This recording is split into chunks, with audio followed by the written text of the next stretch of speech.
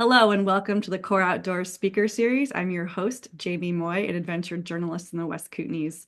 Once a month, Core, the Kootenay Outdoor Recreation Enterprise, produces this webinar to share valuable information in the outdoor rec tech space and to continue to strengthen its community of outdoor gear manufacturers, designers, and makers. For this session today, I'm stoked to welcome Sam Cohen. Sam is the owner and publisher of Gripped, the climbing magazine, and the publishing company includes three other titles. I've got Triathlon Magazine Canada, Canadian Running, and Canadian Running and Canadian. Canadian running. Yeah. Got it. And Sam's joining us from Toronto, where Gripped is based. Our theme today is demystifying how to work with outdoor media, which is one of my topics of expertise as well as someone who's worked in the industry as a writer for the past 15 years. We're going to keep it pretty informal.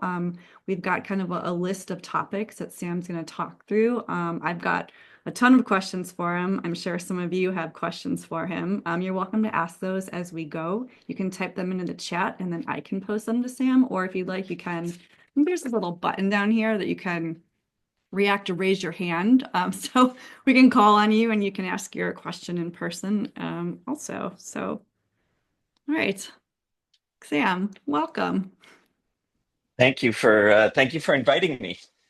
You're, you're very welcome. It's great to have you. I know the outdoor media landscape has changed really drastically particularly since you started, which was in 1999. And we'll get into that.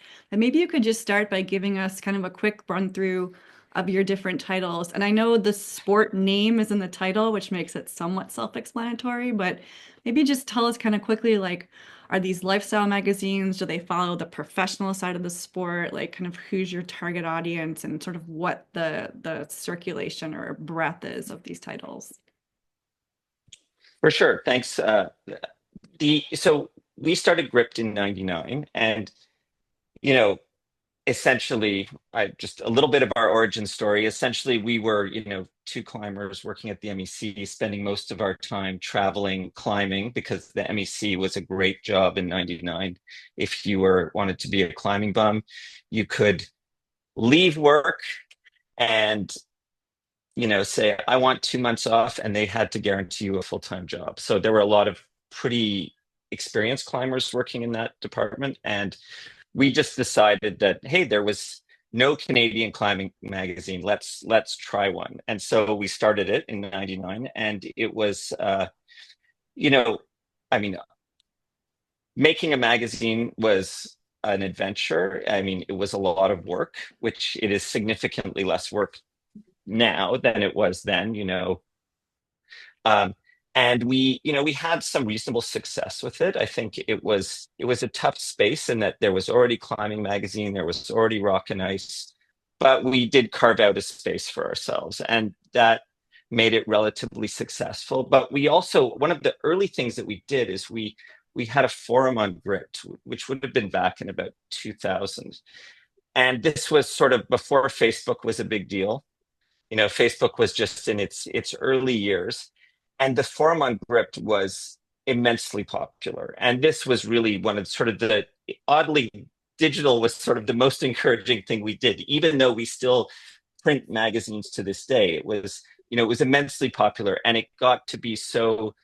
But it also was very difficult to monetize, and it became somewhat burdensome because people would have conversations that we honestly couldn't control. I mean, there were police involved in fights because of posts in fights in Squamish because of posts that were happening on the Grip forum. So we eventually shut that down. But so Oh. so so it was a kind of it was an interesting start, and it made us understand that, yeah, there really was a market here for us.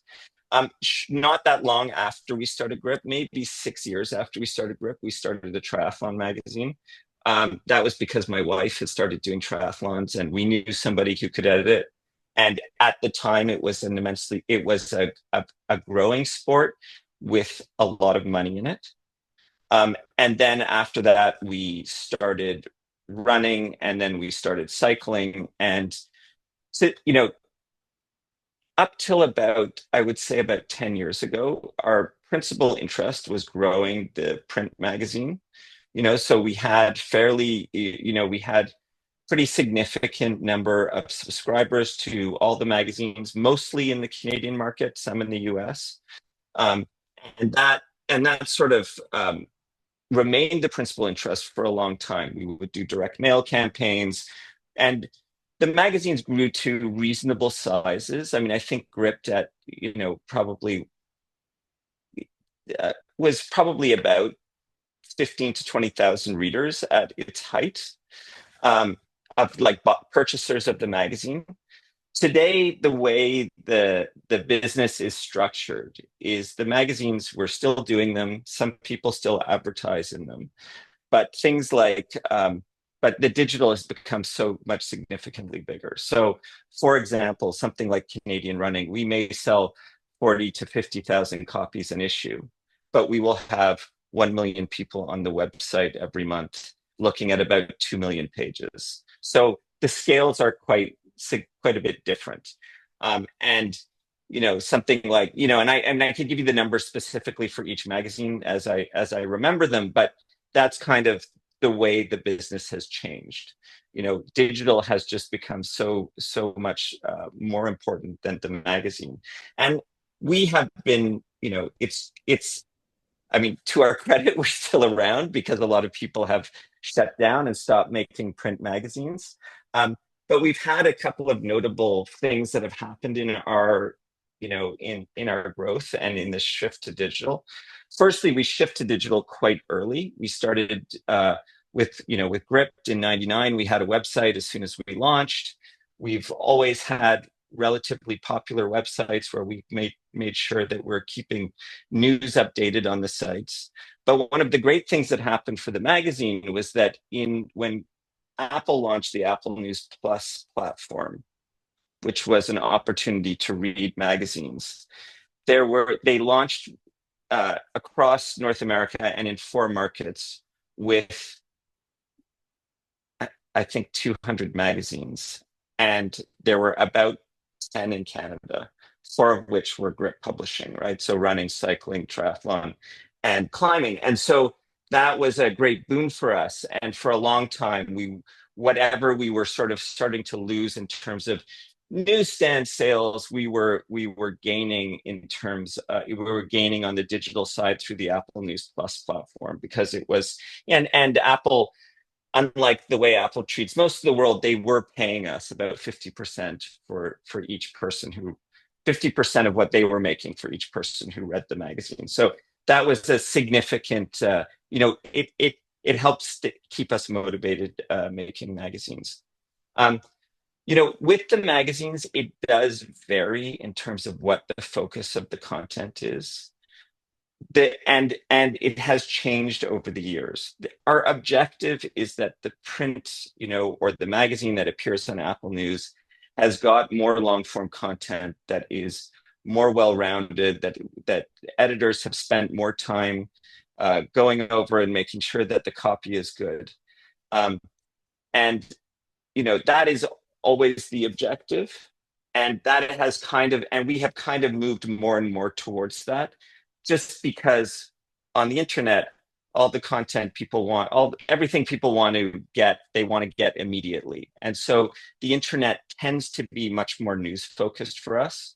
That is, at the moment, actually quite valuable, because with the change in AI and AI overviews from Google and all this kind of stuff, they are not really able to do news in the way in which a human being can do news. So, but the magazine, the objective with each title was that we want to reflect the community.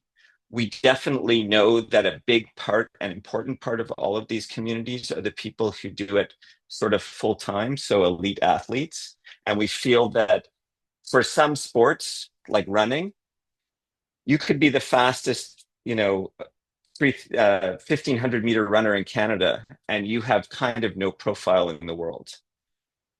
And we feel like it's important for us to support those people. We feel like that's kind of a core to what our identity is. You know, and so that does make up a percentage of what we're doing, you know, the elite athlete stuff. But we do recognize that the vast majority of our readers are not elite athletes. They're not sub-elite athletes, which is kind of, you know, we always assume is somebody who takes it really seriously, but maybe in their 30s or 40s and well past the time when they could ever make a, you know, a professional team. I mean, those represent a relatively small percentage of the readers. So, but part of the philosophy for most of these titles is that the content that we are creating is for, we want it to seem complex enough and interesting enough that a dead beginner can't look at it and go, I get everything I need out of this. A dead beginner has to look at it and think, or, you know, someone who's not well versed and has to think, huh, there's content in, there's things in here I don't understand. I want to learn more. And we do, you know, we do think that that's important. And obviously in climbing, that's easier to do. In cycling, in a way, it's easier to do as well because bikes are kind of the most complicated things to, uh, you know, equipment we deal with. And in running, it's a little bit more difficult because everyone knows how to run. Whether they, you know, everyone has run in their life and knows how to run, and not everyone's climbed or done a triathlon, or, you know, I mean, most everyone's ridden a bike. But so did I hope I kind of covered what you were asking. Yeah, that was a fantastic overview. And I just want to make sure if anyone has wants to pipe in with a question there. I know for me, I'm just to kind of interject with when we talk about news, I know that gripped climbing has become sort of the definitive source of news in North America, usurping, climbing, rock and ice. Those titles got swallowed up by Outside, kind of like the mothership.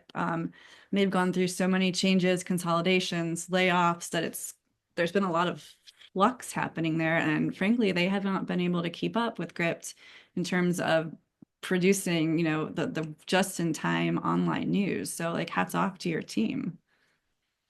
Yeah, I mean that was an interesting. I mean that was an interesting development, and that does get into how the landscape has changed. But one of the things that the team is great at getting content up, and you know, but one of the things that has always been important to us is that the people who work here and work for us are passionate about their activity. And if you look at climbing today, and this is no criticism of the new editor, but this was even the case with Alpinist. You have people who are running the group who were actually not core climbers, right? They didn't come from that background. They didn't, they have, some of it is learnable, but we've always felt that passion is the hardest part of it to learn. And so we've always felt like having the passion is more important than, than having the best writing chops. Like we feel like writing from the writing perspective is something that we can teach or we can really help with.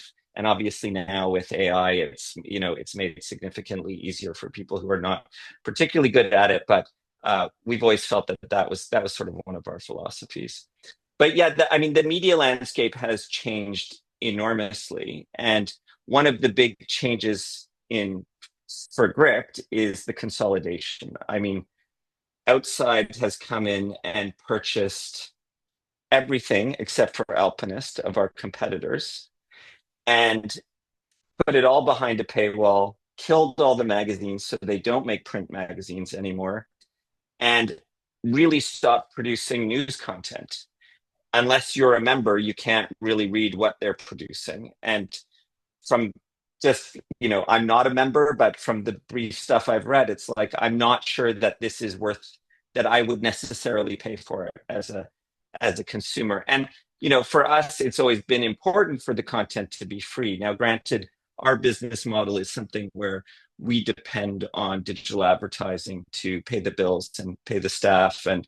And so, we want the most number of people looking at our website so that we can just, so that we can make as much money as we can, right?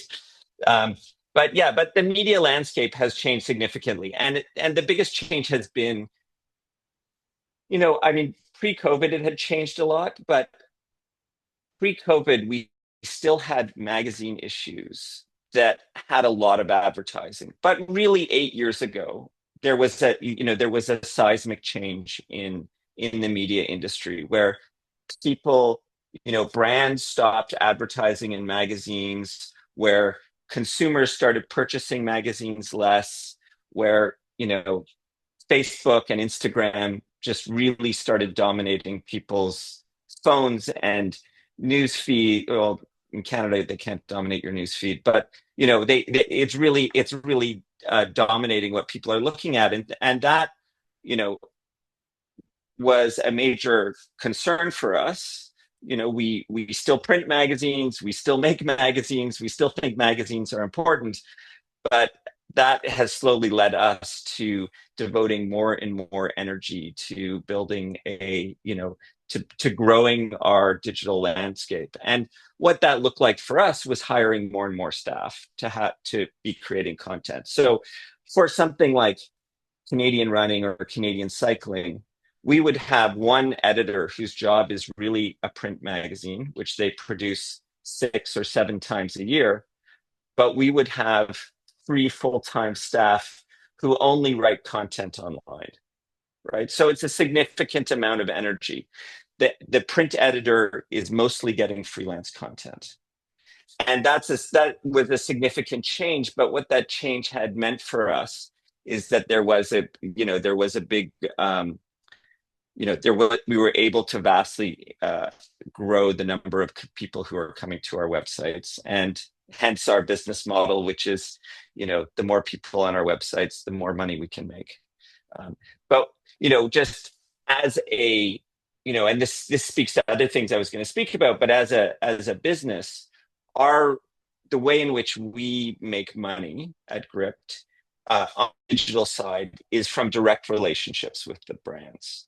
So while we do deal with some agencies, and at the brand's request, we are not generally relying on how the industry has changed, and that everyone was doing programmatic advertising for a while or whatever, because that just does not pay us enough money to keep our doors open and pay our staff. So we are dependent on having direct relationships with the brands. So things like, New Balance or Asics on the running side, or Under Armour will have, relatively significant budgets with us, and we do a lot of things for them throughout the year, right? And that is kind of a essential part of us keeping our doors open. We do not depend, as some companies do, on, like those third-party ad servers, because if we do, they pay $1 for 1,000 people who visit your website.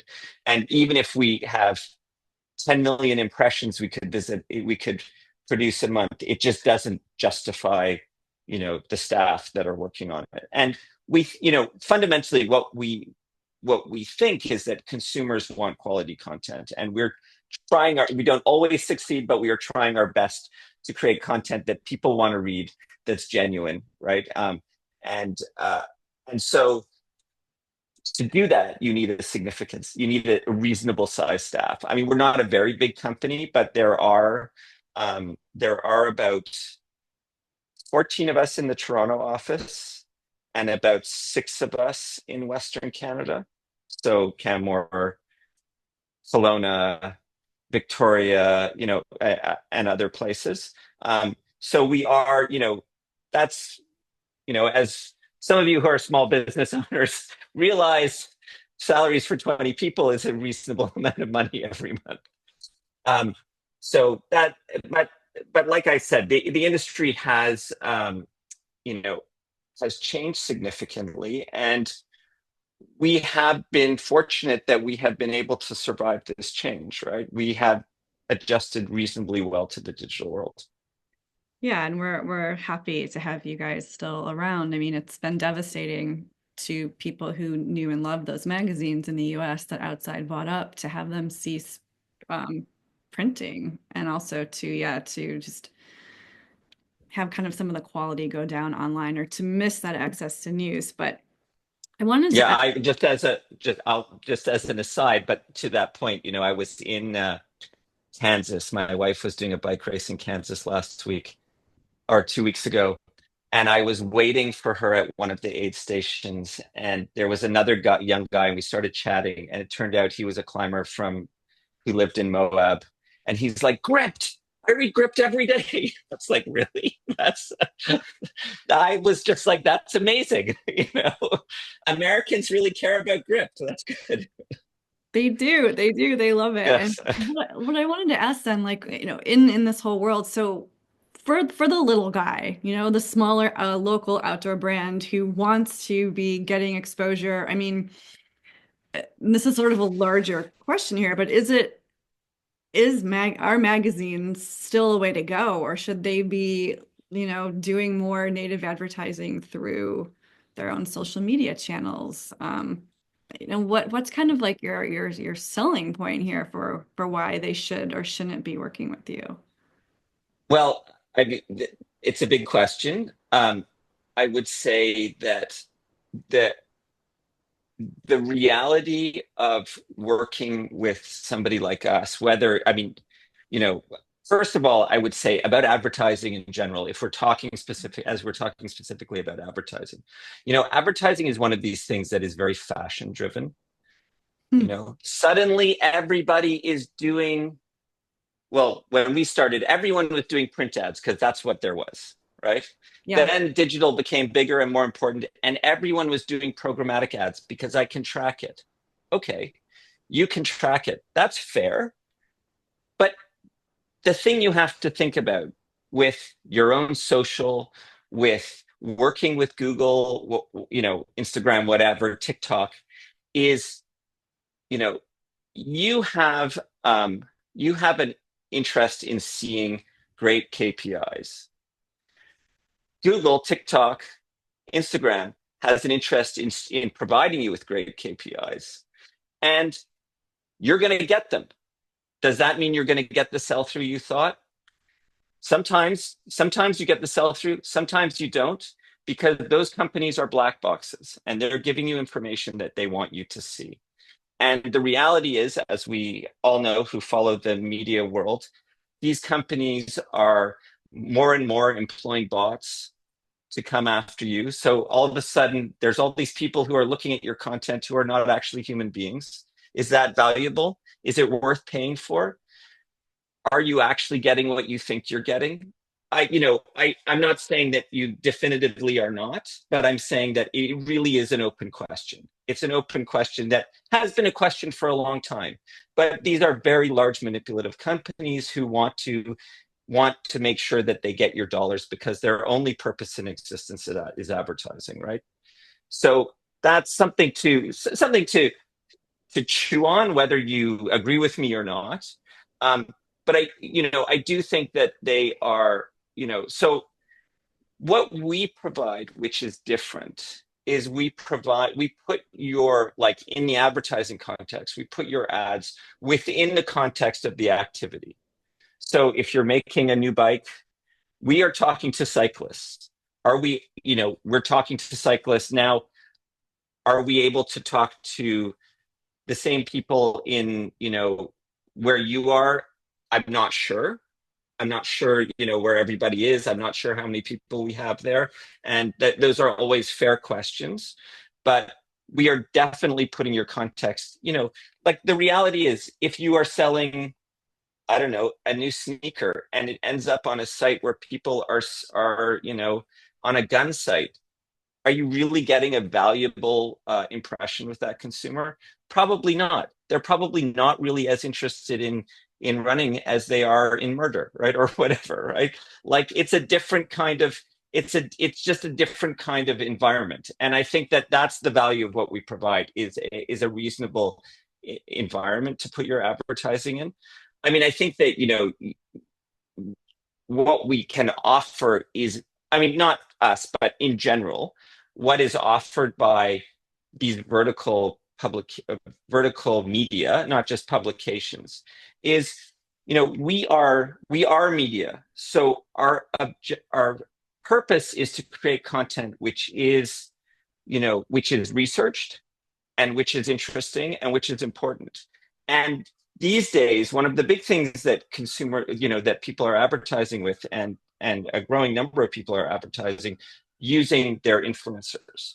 And one of the things you see is if your influencer is somebody like Alex Honnold, obviously Alex Honnold knows lots about climbing and he's not giving shitty climbing advice. But if you want to advertise running shoes and you choose a group of influencers and they start giving health advice, nutrition advice, what do they know? Chances are they may not know as much as they think they know, and they're spouting this out, and somehow your brand becomes associated with something that is potentially pretty crappy, right? Like, not that these people are getting sued or they're being, but they're giving crappy advice, right? And I think that that's something that, as journalists and as a, journalistic publication, we are making an effort to actually do the research and make sure that the content is good. But I think that those are kind of the points across doing any kind of stuff in vertical media is we are there for a significant purpose. Well, thank you. I appreciate that. And I think all of us, if I can get a hell yeah from the audience here, I think as readers online, like we do continually feel a bit assaulted by tech. You're going to read a story online and all of a sudden like a video pops up and then you're trying to read past it and then it's somehow following you. And so, yeah, it's become quite nefarious out there. I got a yes from Yeah, it Raf. is. Not a hell yes though, because we're Canadian here and we don't put hell for yeses, but but yeah, it's rough out there. So I appreciate that your titles are using a less aggressive form of digital advertising, one that actually feels a little more non-combative, let's put it that way, cooperative between reader and potential purchaser and, item being advertised. And beyond the advertising, I did want to talk about, there is also this relationship between brands and magazines such as yourselves in terms of getting information to readers about the best new or improved or whatever piece of gear or apparel in that industry. And so just was wondering if you could talk about, are you still producing buyer's guides? Do you do gear reviews? How does that relationship work between your staff and someone working for a small outdoor brand or who just launched a company here in the Kootenays, for example? So I would say that I have a lot to say. I guess one of the things, I mean, yes, we do buyer's guides, we do product reviews all the time, we do video and written reviews, and some things we do more of. Like I would say, we do significantly more bicycle and running shoe reviews than we do climbing products because climbing is such a sort of mature category that the product doesn't change that much. It's mostly people selling to climbing is selling apparel kind of things. But I mean, not that's all that's being sold, but that's what's changing. Um, but one of the things I would say a few things. I would say and this is advice that you all already know, and it's not maybe this isn't earth shattering, but one of the most important things when dealing with people like us or uh, you know people of my size or slightly bigger or slightly smaller is that relationships is one of the more important things. Like, you know, sometimes people want to talk to my staff, but they don't want to talk to my advertising people. And it's not that you have to buy ads. It's just that you can't ghost us, right? Because we all work in the same office. We talk, right? That person ghosted me. I don't know why. That makes for a less the reality for our titles, and I would think that this is probably the case with most Canadians. Well, there's not that many of us, but those who have survived, is we are very interested in supporting Canadian businesses. And that means that we are interested in seeing if you're making something that is relevant, and that is always obviously the challenge. You make something that's just outside what Canadian cycling is doing, my staff may be less inclined to do it. But if it's in the category, we are inclined to do it. The things to consider I guess, with wanting product reviews from us is what is the product? How complex is the product? So the example of bicycles, to review a bicycle is actually very time consuming on our side. We get the bicycle, we have to get people in to build it up, we have to get our staff out on it. They spend weeks riding the bicycle. It's very time consuming. And, you know, and so that's something to consider when you ask us to do something big and complicated. Um, because, like, for all of you guys, time is, we have, my staff have a ton of things to do. They are very busy. Um, the one thing I would say that when you approach an editorial team is that what you need to think of is how am I solving? Like, I want them to write about this, but how am I solving a problem for them? Because they need to fill pages, they need to put stories on the website. How is this story going to be great? I think, how is this like something of interest to them? And how am I making it easy? So, the reality for us, and I mean, for me, absolutely, press releases come, and I cannot say I read a press release. Now, some of my editors certainly do read press releases, but I never do. So that's something to consider. It's much more ignorable. Um, if you want to get us stuff, if we asked about doing stuff, and it's always good to have like kind of a conversation with somebody at whatever outlet you're dealing with. I think it's important to make sure that you have the assets to make their life easy, which is photography. If we don't have the product in our hand, often at our size, we shoot a lot of the product. We don't shoot everything. Depends on how involved it is. A spec sheet that clearly explains everything that you think is relevant about the product, and with some products there's more things. And the last thing is, if there are athletes that are using it that you think might be of like that are directly relevant, some kind of connection or access to them. I think that those are really important things. And just as an example, this is an American example, but this guy out of the States just launched a running shoe brand called Veloci. I got an email directly from him. I saw the brand at the running event in Austin in December. I didn't really talk to them. I just got an email directly from him yesterday. It was very nice. And if I had gotten an email from an agency or a PR, I would have ignored it. But I got the email directly from him. It was short, it was concise. It was just like, hey, I'm starting to sell in Canada, and I would love it if you guys would review. And suddenly it was like, okay, he's tiny. The brands that we deal with in running are multi-billion-dollar brands. And we are all significantly more inclined to help someone out like that. So I don't know if that answers it, but I mean, I hope I did. Yeah, that's so interesting. I mean, you're basically saying, small brands and personal relationships, as well as, clear, concise, providing the information you need goes a long way. Yeah, absolutely. Yeah. You did ask at one point, or is that a question, No, that or was is just that someone and departing? Okay. saying that you had to skedaddle. Yeah. You did ask me about one of your questions, and was does print advertising work? Like, is that even And still a thing?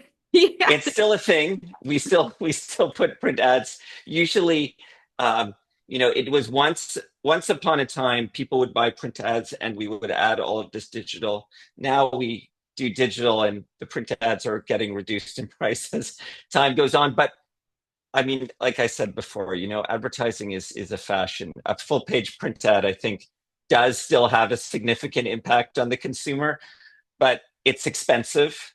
And do people want to do it? I mean, there's many other ways to talk to consumers. Yeah, for sure. Um, Is email still the best way for people to contact your editors? I mean, everyone seems like their email addresses are publicly available now, or you can kind of find them on social media. I mean, is that just the way that brands get through? Yeah, I mean emails or sometimes people just call our office and someone will give I you an think email. I mean, I'm not sure how available everyone's email is online. Hmm. It's funny in this day and age, just picking up a phone and making a phone call feels almost uncivilized, right? If you don't just call somebody out of the blue, it's like, oh my. But I guess that Well, does. I mean, my staff, they work. They're on a hybrid model, and some people are here th only 3 days a week. And I call them, and they're like, "Sam, you're the only person who ever calls me. If my phone rings, I don't pick it up, but if it has your name and it's during business hours, I pick it up." Even to call my mom, I text her first. I'm like, hey, are you Yeah, home? yeah, yeah. I Um, don't know. I find that weird, but that's me. what about affiliate marketing? Is that a thing you guys do and maybe talk about how that works or what that is? Sure. We do affiliate marketing. We have done affiliate marketing. I would say that, like I said before, there was a fashion, there was a time when affiliate marketing was something that everybody was in. I mean, you mentioned somebody from Gear Junkie might join. I know that I had long conversations with them about, the success of it, and they were saying they had a lot of success with it. We have tried it, and we have talked to the way affiliate marketing works is that I mean, I'm not really sure on the brand side, but you set it up usually with a third party, and the third party being like Rakuten or AvantLink or one of these companies. And what they do is they place a cookie on everyone who clicks on a certain link that the publisher will put on their page. And they track the cookie, and if somebody purchases within 30 days and there's kind of a whole bunch of conditions associated with it, the publisher gets a small cut of the sale. The reality we have found is that we would, like, I don't know, we could have an article where we get 10,000 people clicking on the links on the article and we will make $35. Like, it's not even worth like a hundredth of the work in that story for us. So for me, it's one of those things where I think I don't understand why so few people are purchasing. Is there a problem with the way the system works? I kind of think there might be. I have talked to some small brands where they've said things like, affiliate marketing is going well for us, but when we talk numbers, they're selling a few $100s, and it's just, to me, this is not viable, right? If it's not thousands and thousands of dollars for the brand and for the affiliate person, like, I just don't see the point of it. So we still do it. We still do we're doing the big days like uh, Prime Day and the holidays, but we're doing significantly less of it. I think it just depends on what your objectives are, but I don't know that I feel that it's something that had its moment and its moment has passed. And if you are a wire cutter, sure, the New York Times is making millions of dollars doing this, but everyone else is having a harder time. Yeah, That got. was maybe less less positive than you were hoping. No, I'm just curious about it. I'm not on the editorials or business side of it. I'm just on the freelance writing side of it. So I often wonder too, behind the scenes, what techniques are working as business models and what techniques are not working. Do you guys Yeah, do like sponsored content where a brand will come to you and want to kind of co-produce an article that they partially fund or? we do quite a bit of that. Yes. Okay. And that's usually, in our case, it's like the brand will, our sales team will talk to the brand will have an idea, maybe with our sales team or with our and with the editorial team, we'll produce the piece, and then the brand will have an opportunity to read it, and we will publish it, and make sure it gets quite a bit of traffic. um, we recently did quite a large one with Adidas on our running site. They had a whole subsite on our page, and we did quite a large plan with them that was pretty affiliate driven. Or not affiliate, sorry, content marketing driven. But yes, we do quite a bit of it. And it's, I think I do think that from the perspective of a smaller business, like it is quite valuable. The problem is it's quite expensive because we have to devote our staff to writing this and then we have to promote it. But the advantage is that we can get 10,000 people to read a story about a new shoe, a new climbing harness, whatever it is, about tell a a brand story, which is usually a really good way to use affiliate marketing. And 10,000 people, if you think about it, spending 3 minutes on your content or 5 minutes or whatever it is on your content is significantly more than if you set up at a really busy expo somewhere. You're going to talk to significantly more people through by talking to 10,000 people through us than you will through that experience. Now, obviously, when you have a one-on-one connection with people, it's different, but you are definitely disseminating your information in a better way, in a more cost-effective way.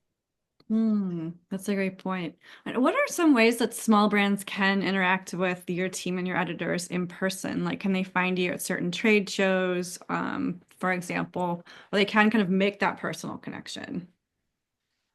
We are at trade shows, like the running event or Sea Otter or Eurobike or you know our or Crankworks, um our but it's not the whole team, it's just a part of the team.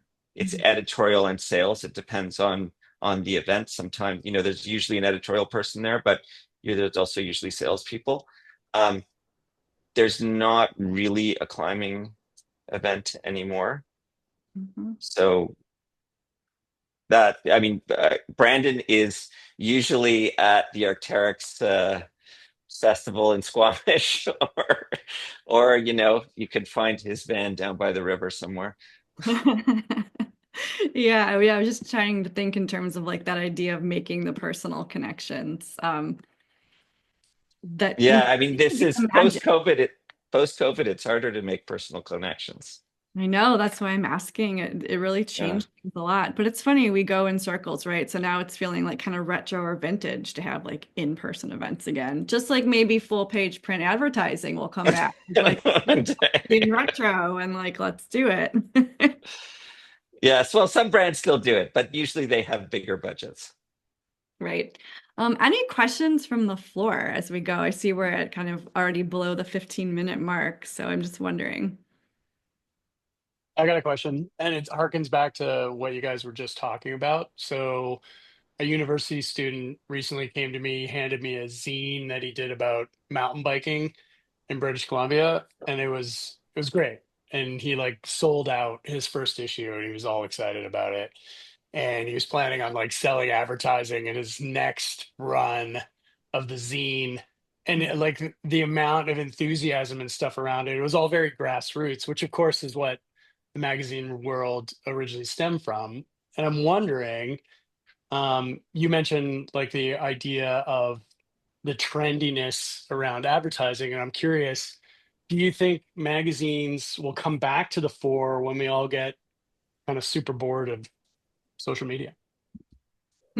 I mean, I think that they will remain a part of it as long as publishers can afford to produce them, because printing is enormously expensive, like enormously expensive. During COVID, our printing costs went up 35%, which Wow. is, considering that after staff, that was our single biggest line item, that's like a kind of shocking change.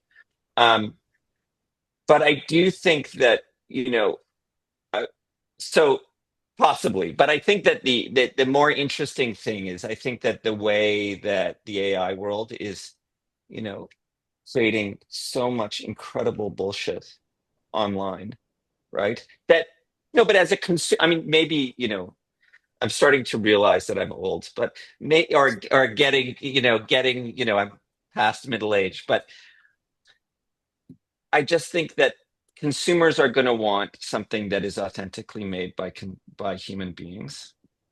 And when I see AI content online, I cannot get past it fast enough, right?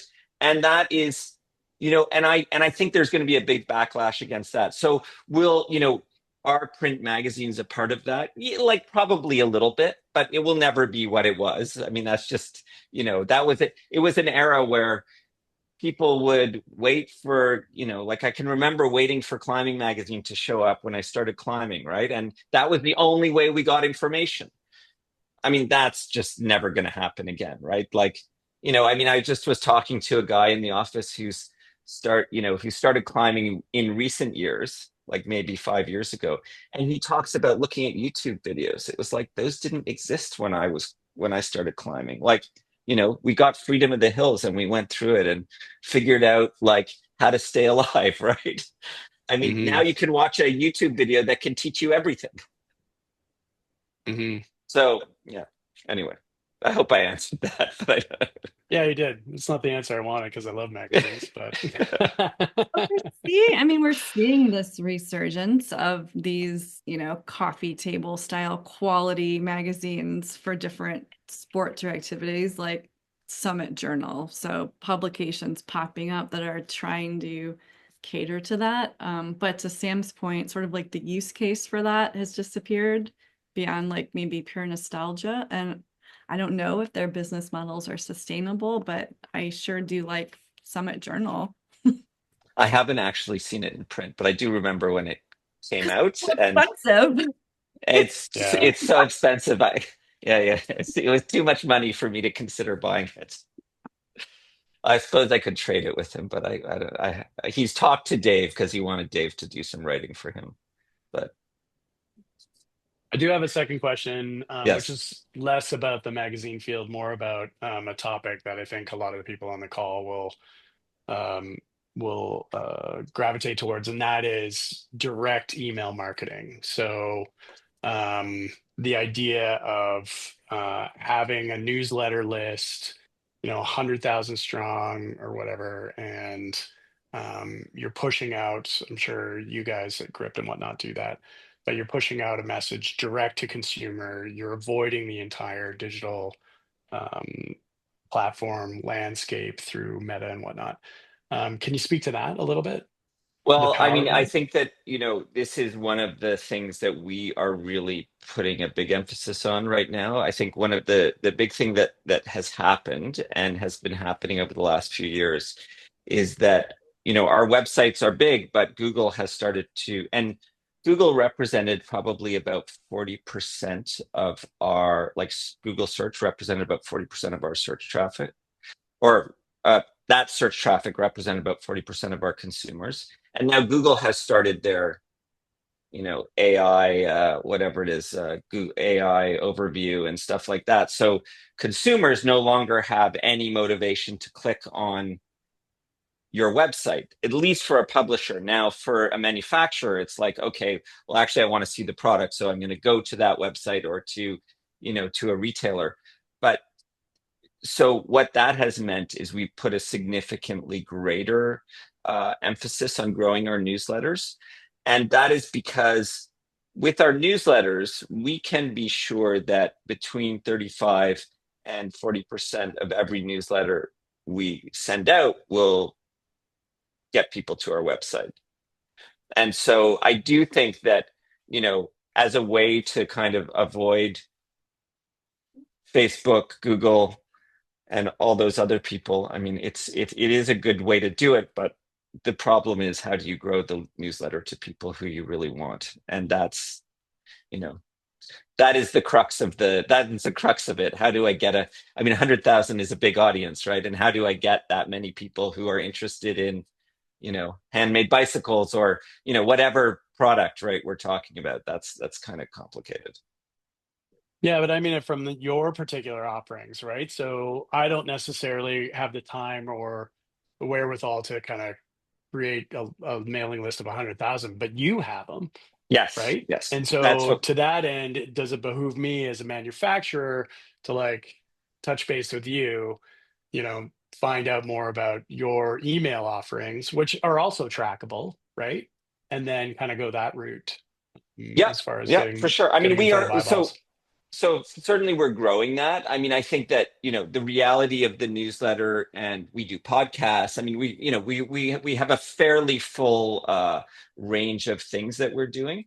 Um, and the reality of the newsletter is, yes, you're getting a dedicated consumer who has, voluntarily given us information about where they are and who they are. So yeah, I think it's, and as I said, we are very active in growing that part of our business at the moment. And so the $1 million question being like uh, newsletters or digital marketing, right? Like on the platforms. Like, would you recommend newsletters over something else? I, you know, I wouldn't necessarily, but I think that it so much depends on what, so much of marketing is, what is your objective? Is your objective to get brand awareness, to sell a specific product, to have conversations about a specific product? Like, it's hard for me to give one piece of advice, because each platform does a different thing and serves a different purpose. Yeah. Newsletters, we can generate people directly to your website for the purpose of looking at a specific product. But that only, one should know that in general, some people claim much higher open rates, but in general, 35 to 45% is kind of the maximum open rate. Do we know who those people are? No. Right. It's just arbitrary based on, like, I don't know, the time of day it arrived in their inbox. And we do know that in the context of, the advertising on our website, like, we're pretty confident on how many people click through on the ads and how many impressions we can serve and things like that. So they serve different purposes. One of the things, like, I wasn't really seeing this as a pitch, but one of the things that we do, this whole conversation. So, you know, when you ask me these questions, I feel like this is kind of a different strategy. I wasn't really, but one of the things that we do with a lot of the bigger brands is, it's like, ASICS is launching a shoe. They have, we have a video of the shoe, which no consumers have seen before, with our staff talking about it. We have a full site takeover with all the ads. We have a newsletter going out. Our social channels are taken up with their product, right? So suddenly the brand is on all of our channels. There may be other things that I'm not thinking of at the moment, but the brand's in all of our channels, and that's like, each one serving a different purpose and speaking to a slightly different audience. Okay. Yeah, I didn't mean to, like, Yeah. pitch away, but it, No, it no, was I just, actually I don't super want. helpful, I think, for a lot of like small to medium sized businesses that maybe manufacture things or offer a service or whatnot, knowing that, it's just not a one button, one solution kind Yeah, of thing. yeah, yeah, it is. And so I encourage my staff. I mean, my sales staff is always like, asking people, what is the, with bigger brands, it's less, their team is more aware of it, but usually our question is like, what is your objective? What do you want to achieve? And we can try and come up with ways to help you achieve that. And that's what I mean. Each platform serves a different purpose. Content marketing is not going to result in people clicking on your website. It just won't. Like, you'll get a few maybe from links in it, but it will mostly get people, you know, finding out about your brand or the product. Cool. Super helpful. I'll Okay. let some other people ask questions. Oh, we have a nice comment from Darren Tremaine. He said that Hot Flashes and Climbing Mag was the source of info back in the early 90s. It was drop everything and start reading when a new issue arrived in the mailbox. And it's awesome that Gripped is still bringing us the news. Yeah. And I don't know whether that's a generational thing or whether, I think the only option people have now is to follow every single pro climber on the internet to find out what's going on, if they want to do it through their socials. But It's tricky. Well, I know we're getting short on time here. If there's not any more questions, I'm definitely curious. I know, Sam, you've done all the sports for all the titles. triathlon, cycling, running, climbing. What's your current fave? What's your passion these days? Well, I never did a triathlon because I can't swim. And I'm currently have a really bad injury, so I'm not able to do any sports. But I run and I mountain bike a lot and run. Those are the two things I do. I climb a lot less than I used to. What's that? Sound like sports. No, but I'm not doing them. I'm doing nothing. I'm sitting here in pain. Wow, that was a great way to end this session. I'm so glad that question. Rewind that part. All right. Well, I think with that, thank you, Sam, and everybody. That completes our webinar for June. We're going to be on summer break with the core speaker series for July and August, so no webinars in those months. But we do have our annual in-person event. So the core summit is happening October 2nd and 3rd in beautiful Kimberley, British Columbia. And I believe that's correct me if I'm wrong, Vince, but that's Canada's only conference for the outdoor rec tech manufacturing and product design sector. I went last year. It's amazing. And registration is set to open in June, which means that should happen any day now. All right.